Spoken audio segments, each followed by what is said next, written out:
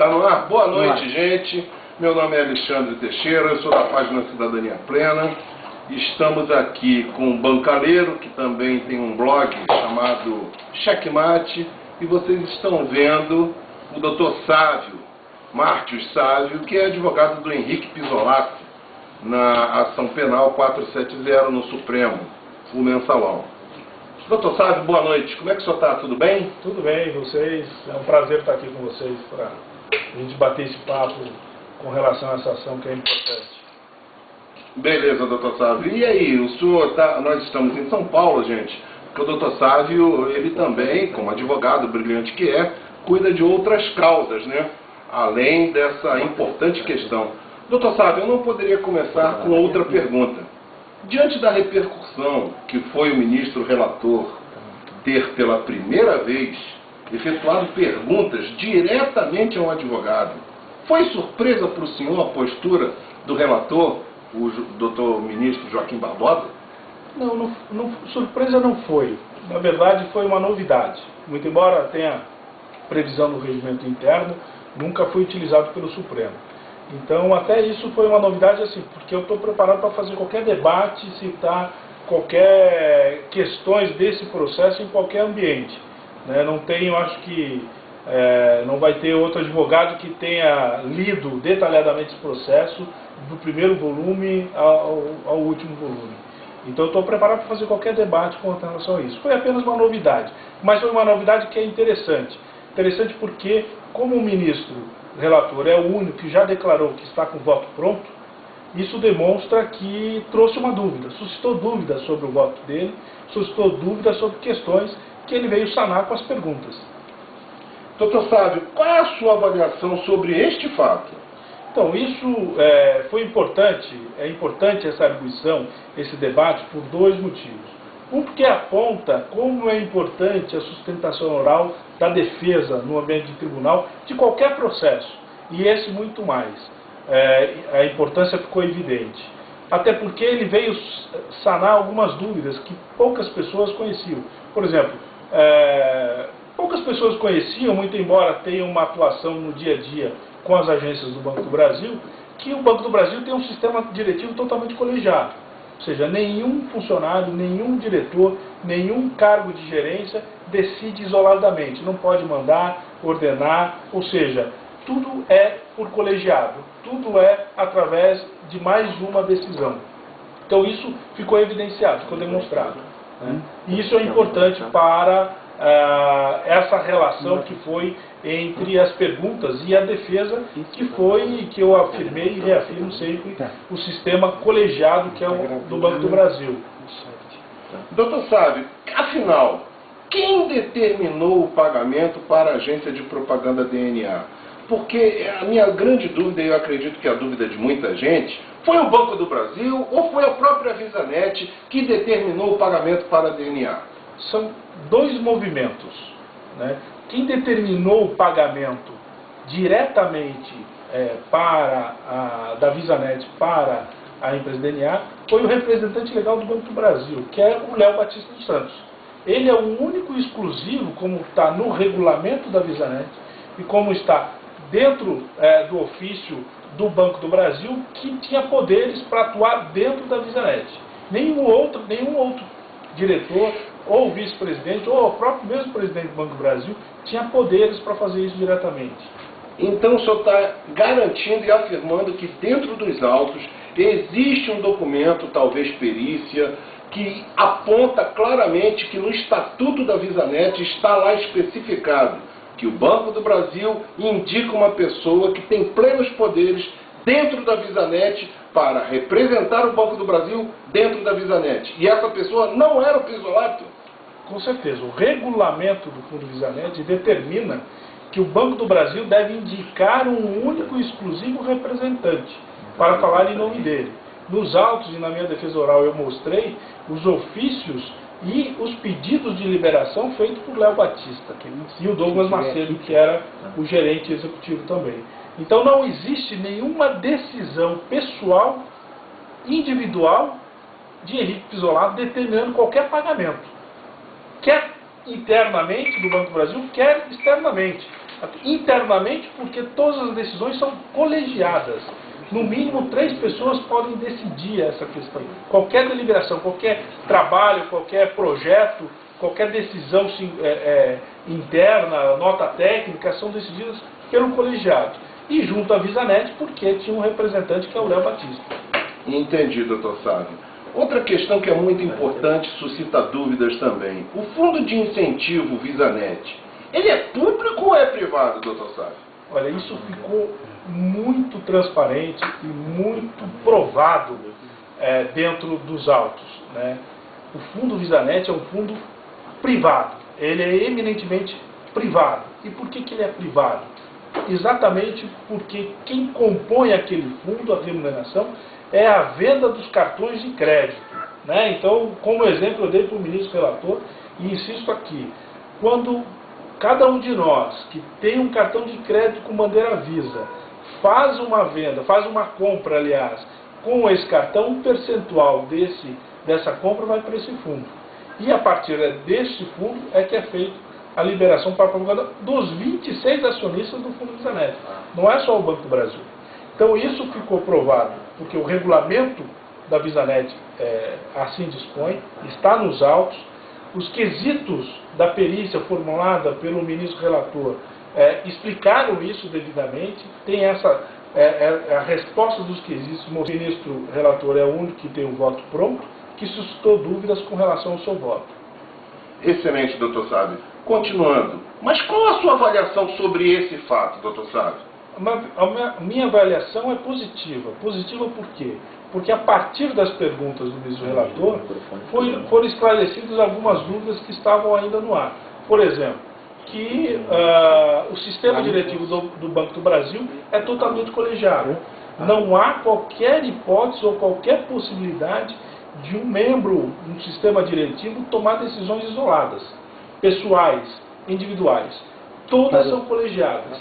Todas passam por análise de comitê segmentado. Acerca da surpresa postura do ministro relator, ministro Joaquim Barbosa, em ter se dirigido somente a um advogado, que foi ao advogado do Henrique Pisolato. Estamos aqui ao vivo com o doutor Sávio. Em razão desse fundo, que cada banco tinha o seu percentual e era comunicado, era feito a previsão de propaganda, que o responsável pelo Banco do Brasil junto ao Fundo Visanet encaminhava o pedido. Quem são esses? Quem era esse responsável? Na época, era Léo Batista dos Santos. Vossa Excelência afirma que o senhor Henrique Pisolato jamais fez essa determinação, não é isso? Jamais, porque ele não era representante do Banco do Brasil junto ao fundo. Estou satisfeito. Tá? Se os ministros quiserem fazer outra pergunta. Obrigado, Vossa Excelência. Ele também falou sobre a questão da avaliação desta conduta do ministro. E ele estava agora, a pergunta era, doutor Sávio, afinal, quem determinou o pagamento para a agência de propaganda DNA? Quem determinou o pagamento, como eu mostrei na minha defesa oral, foi o Léo Batista dos Santos. E por que foi ele? Porque ele é o único representante responsável do Banco do Brasil junto ao Fundo Visanet, conforme estipula o próprio regulamento da Visanet. A Visanet exigia que o Banco do Brasil ou todos os seus representantes indicassem um representante exclusivo junto ao fundo. Então o único que poderia falar internamente dentro da Visanet era Léo Batista, que era indicado pelo Banco do Brasil. Obrigado, doutor Sávio. Uma outra questão também muito interessante. O Fundo de Incentivo Visanet, afinal, ele é público ou ele é privado, doutor Sávio? Ele é eminentemente privado, né? Isso ficou muito claro e transparente nas provas que nós produzimos durante a instrução processual. A própria perícia e a Visanet explica isso nos quesitos formados pelo ministro relator, que o fundo é eminentemente privado e que não tem participação, aporte de recursos financeiros de nenhum de seus acionistas, muito menos do Banco do Brasil, né? Como é que gere, como é que obtém esse recurso? Esse recurso vem a partir da venda dos cartões de crédito. Como? Cada um de nós, né? Por exemplo, você, Alexandre, que tem um cartão Visa, né? Você tem o seu cartão Visa, vai fazer uma compra lá na loja, comprar umas balinhas em um cartão de crédito, um percentual desse seu valor vai diretamente para o fundo VisaNet, né? Então, é esse fundo que é composto privado. Então, todos vão, e a partir da composição do fundo é que é utilizado por cada acionista, membro, que vai fazer a partir do seu projeto que tem. O fundo, além de ser privado, tem autonomia administrativa interna, não depende de relação com o Banco do Brasil, existem uns comitês próprios, isso está nos autos, onde eles decidem se aprovam ou não qualquer proposta de propaganda. Eles são independentes do Banco do Brasil. Não há qualquer vinculação do Banco do Brasil ou junto ao Fundo VisaNet. Doutor Sávio, então, a pergunta que eu vou lhe fazer agora, eu acredito que depois de quem está nos ouvindo e todo mundo no Brasil que tomou conhecimento, também gostaria de fazer. Se o Fundo VisaNet é um fundo de recurso privado, se o Henrique Pizzolatto nunca teve nenhuma ingerência, nunca foi o representante do Banco do Brasil na VisaNet, e o senhor comprovou isso, então a pergunta não é nem se, comprovado que está nos autos, que Pizzolatto nunca foi dirigente da VisaNet, comprovado que está nos autos, que o Fundo de Incentivo VisaNet é um fundo privado, afinal, por que Henrique Pizzolatto está nesse processo, doutor Sávio? Olha, isso é uma dúvida que eu acho que meu cliente tem desde da denúncia. Exatamente por isso que você falou. Ele não pode decidir sozinho, ele não era representante do Banco do Brasil junto ao Fundo VisaNet, nunca participou de qualquer atividade interna da VisaNet. Isso está provado não só pelos quesitos que foram formulados pelo ministro relator, mas pelas testemunhas que foram ouvidas, a própria diretora de marketing da VisaNet afirma que o Henrique Pizzolatto nunca participou de nenhum comitê ou gestão administrativa da VisaNet. Agora, o porquê dele estar ali, certamente passa por uma fantasia, o que eu comentei na minha defesa, de um ilusionismo jurídico próprio de quem está tentando, de forma irresponsável, condenar pessoas e não obter a real verdade dos fatos. Doutor Sávio, obviamente, o senhor como um brilhante advogado, o senhor tem a obrigação de fazer a melhor defesa. E aqui eu quero lhe dar os parabéns da nossa equipe, de todos nós que viabilizamos essa entrevista ao vivo, pelo brilhante trabalho que o senhor vem desenvolvendo. Eu não sei se eu vou exagerar na pergunta, porque eu gostaria de tentar adentrar um pouco no aspecto político do porquê disso tudo. Muito se diz que, do ponto de vista de uma decisão eminentemente técnica, o resultado seria um. Mas existe toda uma pressão política de setores que a gente tem identificado aqui, e eu gostaria de saber a sua opinião sobre isso, porque, por exemplo, saiu uma entrevista recente de um eminente professor, Celso Antônio Bandeira de Mello, que foi publicado pela Conjur, aonde ele afirmou que a imprensa, setores da mídia, jogaram pesado na tentativa de derrubar o presidente Lula. A respeito disso, o senhor tem alguma opinião? O senhor acha que isso é papel dos militantes? Como é que o senhor enfoca isso? Porque é uma coisa que causa espécie a qualquer pessoa tomar ciência do que a gente está tomando ciência quando o senhor comprova o que o senhor acabou de afirmar. A relação do direito político é imbricada. O que eu posso dizer, e aí eu não posso, até por uma questão ética, falar das outras defesas, o que eu posso afirmar pelo meu cliente, não só pelas provas, mas pela convicção pessoal que também tenho, é a sua inocência. Ou seja, está provado nos autos que o Henrique Pizzolatto não tinha poderes para decidir sozinho internamente no Banco do Brasil, está provado que ele não tinha poderes de ingerência junto ao Fundo VisaNet, nenhuma decisão dele foi individual e pessoal, então isso já demonstra que numa decisão técnica, numa decisão com base nos autos, essa relação, esse processo vai ser julgado improcedente e com certeza o meu cliente vai ser absolvido. né, até porque também está provado que o Fundo VisaNet é independente, não sofre influência do Banco do Brasil e é um fundo privado, eminentemente privado. Agora, os aspectos políticos que permeiam toda a base de dados, de debate da sociedade, né, isso é algo que foi fixado a partir da própria abertura que o Supremo deu na sua filmagem, do que a imprensa quis fazer, ou seja, politizar esse debate, e aí o grande debate político em todo o Estado Democrático de Direito é pela sociedade civil. Ou seja, são pelos os atores sociais, as pessoas que têm as suas comunidades, no bairro, o movimento sindical, os movimentos de base, é que tem que fazer esse debate mesmo, efetivo e transparente. Eu acho que isso é o ponto mais importante dessa relação, mostrando que a política ela não pode sobrepor ao direito que está na defesa e na preservação dos direitos individuais fundamentais de todo cidadão. Doutor Sávio, temos aqui uma pergunta da amiga Ana Paula Persiano. A pergunta dela é: não havendo recurso público, quais os efeitos para a denúncia como um todo? Veja, não havendo recurso público, a tese do crime de peculato, ele cai por terra. Né?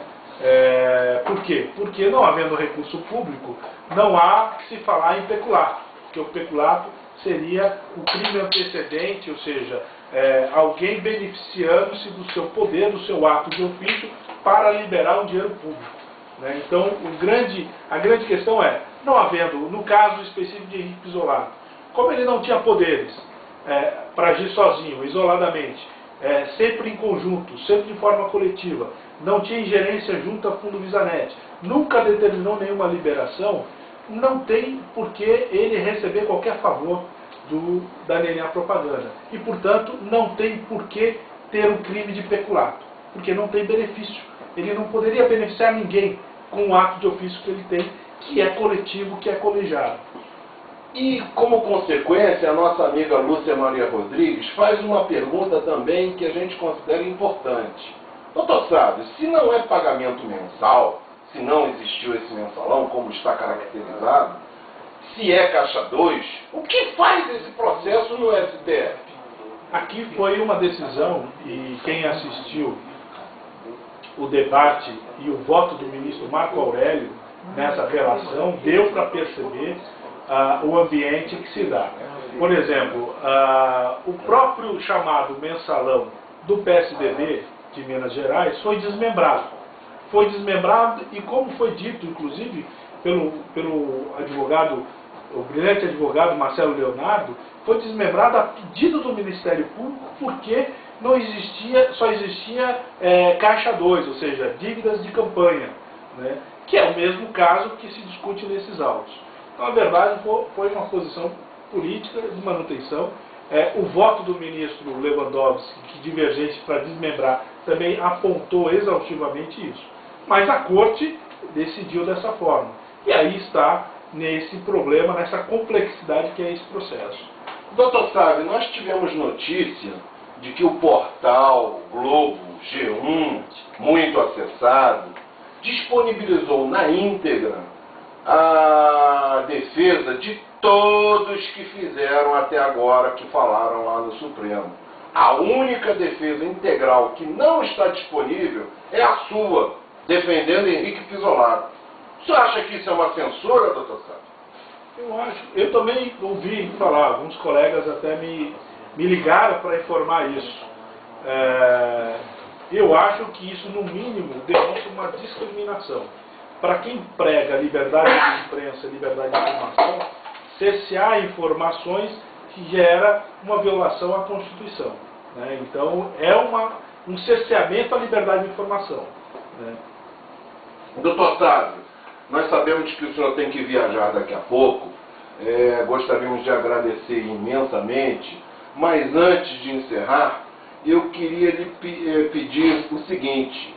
Eu vou fazer uma pequena fala aqui e queria ver se o senhor reconhece que está correto. E é uma fala de quem não é advogado, de quem vê como qualquer brasileiro o que está ocorrendo E me corrija se eu estiver errado. Henrique Pisolato era diretor do Banco do Brasil. Não tinha ascendência administrativa, nem profissional, nem relação nenhuma com a Visanet. A Visanet tinha a sua autonomia, tinha o seu comitê especial de deliberação.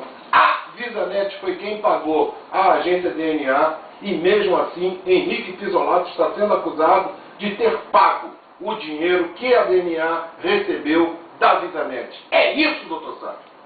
Na verdade é isso. Resumindo, é exatamente esse o objeto da denúncia, né? O Ministério Público afirma que Henrique Pisolato pessoalmente determinou a liberação, que está provado que o Estatuto do Banco do Brasil estabelece uma diretoria colegiada, que não há decisões pessoais, e aí eu faço um parênteses. É muita ingenuidade ou má-fé alguém achar que um Banco do Brasil, o maior banco em ativos da América Latina, tivesse um sistema diretivo tão simples e tão autônomo que qualquer um pudesse liberar, um único liberar 100, 200, 300 milhões sem qualquer fiscalização, né? Então, isso é muito salutar. O sistema colegiado é exatamente para blindar posições individualizadas. Por isso que, no mínimo, no caso do Banco do Brasil, eram 3 decisões, no mínimo, em cada situação. Por isso era segmentado. Haviam comitês, ou seja, as decisões, você tinha uma alçada, e a partir dessa alçada, que faz? Exato. É aquele jargão. Quem demanda não contrata, quem contrata não paga, e quem paga não fiscaliza. Consequentemente, quem fiscaliza não contrata, né? Esse é o sistema compartilhado, que é para blindar qualquer relação. Por isso, o Banco do Brasil ainda mantém um sistema nessa forma, provado por todas as testemunhas que nós ouvimos, de ex-diretores e diretores do Banco do Brasil, e que não tem vinculação com a Visanet. Doutor Sávio, uma outra pergunta que é importante. Alguns blogs mencionaram a existência de um documento interno na página 5.377, de que tinha uma autorização do então diretor do Banco do Brasil junto com um outro diretor. O que é isso, doutor Sávio? É isso que o senhor acabou de dizer? Ou seja, é o controle interno do Banco do Brasil, ou isso teve alguma coisa a ver com a decisão autônoma da Visanet? Não, é exatamente isso. Veja, quando é afirmado aí, que você falou do blog, que tinha um ato do Henrique Pisolato juntamente com outro diretor, primeiro, a premissa nossa defesa de que a decisão é colegiada está provada. Que não há um documento único de Henrique Pisolato. Então é um documento assinado por no mínimo 2. Né, que com certeza, se é uma nota técnica, como você disse, essa nota técnica é uma proposta de trabalho e não um ato de determinação. Se é uma proposta de trabalho, é uma proposta feita por alguém. Alguém que antecedeu o de acordo daqueles que autorizaram. Então não há qualquer diferença do que nós estamos afirmando, que as decisões do Banco do Brasil são todas colegiadas, todas determinam no mínimo 3 pessoas para assinar. Se há algum ilícito em alguma determinação colegiada, a pergunta que fica é: por que só Henrique Pisolato foi acionado judicialmente? Por que os demais que participaram desse poder de decisão coletivo não estão nos autos também? Doutor Sávio, é uma pergunta que não estava no script, mas eu acho que eu tenho a obrigação de fazer. Afinal, se foi a Visanet, uma empresa privada, com um fundo próprio, com pessoas especificamente identificadas, e no caso, o representante do Banco do Brasil, lá na Visanet, se eu não me engano, era o Léo Batista. Este colegiado sozinho e autonomamente, com um comitê específico, pagou a DNA. O senhor não acha que estão forçando a barra, querendo puxar o Pisolato para dentro disso? Isso é muito interessante, porque se você pega o regulamento da Visanet, você percebe assim, que primeiro, o fato de demandar pelo representante legal do Banco do Brasil junto à Visanet, que ele também teria poderes, inclusive, de recusar propostas, não significa que a VisaNet automaticamente aceitaria, porque ela também poderia recusar as propostas. Essa proposta feita por Léo Batista, por exemplo, né? E essa recusa é em razão da independência dela. E se o dinheiro é privado e ela que determinou o pagamento mediante nota fiscal, é porque o serviço foi executado. Então, de fato, há um exagero na tentativa de vincular uma relação pública que é eminentemente privada. E por que juntou? Provavelmente porque ele é diretor de marketing. Talvez se ele fosse o diretor de varejo, que atuava e demandava junto todas as questões de forma coletiva, não estaria incluído nesse processo. Doutor Sávio, nós sabemos que a grande imprensa, que nós blogueiros apelidamos de velha mídia, e muito na intimidade chamamos de PIG, PIG, Partido da Imprensa Golpista, obviamente que não é o termo que o senhor, brilhante advogado, utiliza, mas essa grande imprensa, a velha imprensa tradicional, muito localizadamente, tem feito uma carga no nosso enfoque, distorcendo, vendendo ao público uma informação ao contrário do que ocorre. Ao contrário. Como é que o senhor vê isso? O senhor acha importante nós multiplicarmos essa sua entrevista, nós mostrarmos para as pessoas o regimento interno da VisaNet, mostrando que não só Henrique Pizzolatto, como Bushiken, não tinha nenhuma ascendência dentro da VisaNet, mesmo sendo secretário importante, status de ministro, né, junto à presidência da República, como o companheiro Delúbio também não tinha, e isso está dentro de um documento interno. O senhor não acha que isso é uma forçação de barra eminentemente política? Olha, é por isso que eu acho que essa manifestação da sociedade, a partir de um processo de participação efetiva em todos os ambientes de decisão, é que são fundamentais. Então, quando a sociedade civil vai e estabelece pelas redes sociais a verdade dos fatos, ela já está automaticamente desmistificando uma grande tentativa de fechar, que é limitar o aspecto da imprensa da informação. Então, acho que isso é um ponto principal e importante. Os movimentos sociais, as redes sociais atuarem, participarem, obter informação e replicarem essas informações. E somente assim nós vamos ter a abertura da informação, ao contrário do seu fechamento. Ou seja, hoje as redes sociais têm essa responsabilidade de mostrar a verdade dos fatos em toda a situação, independentemente do momento em que nós estivermos vivendo, para garantir a própria democracia brasileira. Nós estamos aqui de público assumindo o compromisso de enviar para esses grandes veículos de comunicação o regulamento da VisaNet. Quem sabe eles lendo o regulamento da VisaNet, como com certeza, decorrente da sua defesa lá diante dos 11 ministros do Supremo, eles com certeza, como o senhor falou, anotaram. Porque se o regulamento de uma empresa completamente autônoma especifica que só um representante do Banco do Brasil tinha poderes, e esse um era o Léo Batista, com certeza não há que se falar que qualquer pessoa que pudesse ser imputada, eventualmente, seria o representante do Banco do Brasil na VisaNet, e que não era o Pizzolatto. É isso, doutor Sávio? Com certeza. Isso ficou muito provado, evidenciado. Reafirmei isso nas arguições com o ministro Joaquim Barbosa, reafirmando que Henrique Pizzolatto não poderia ter pessoalmente determinado nenhuma liberação, porque não há um ato de ofício dele determinando qualquer liberação, isso não tem nos autos, porque a decisão no âmbito interno do Banco do Brasil é colegiada. Então acho que isso ficou muito provado. Doutor Sávio, uma última questão que eu acho fundamental. Quem apresentou a denúncia foi a Procuradoria-Geral da República. Tivemos 2 procuradores-chefe que atuaram neste processo, nessa ação penal.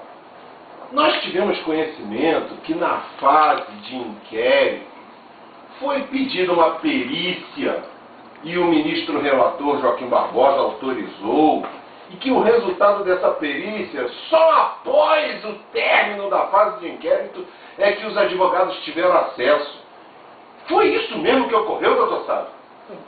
São dois momentos, o inquérito e a instrução. Na instrução, o que está no inquérito é um processo que a gente chama inquisitório. Então as perícias foram unilaterais, foram sem a participação da defesa. No processo, na fase de instrução, foram feitas outras perícias. O ponto principal é que essas perícias na instrução processual desmontam as perícias que foram feitas no inquérito. E essas perícias na instrução processual não foram impugnadas pelo Ministério Público. Então, por exemplo, a perícia com relação aos quesitos da VisaNet. Quando a VisaNet responde aos quesitos do Ministério Público, o Ministério Público não impugnou as perícias. Quando nós apresentamos as nossas testemunhas para falar sobre o sistema diretivo do Banco do Brasil, sobre a impossibilidade de um diretor votar e tomar determinação individual e pessoal, o Ministério Público não impugnou esses depoimentos.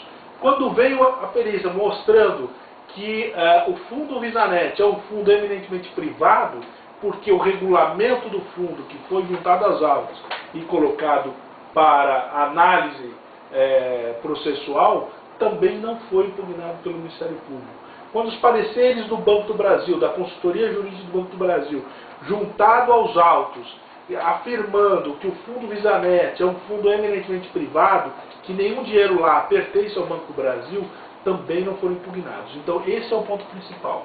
Na instrução, que é o amplo direito de defesa, o Ministério Público não impugnou nenhuma prova que nós produzimos, nenhuma testemunha, nenhum documento. Portanto, considera-se no mínimo verdadeiro, no mínimo parte da interpretação de que aqueles documentos são reais, verdadeiros e com validade normativa para serem aplicados.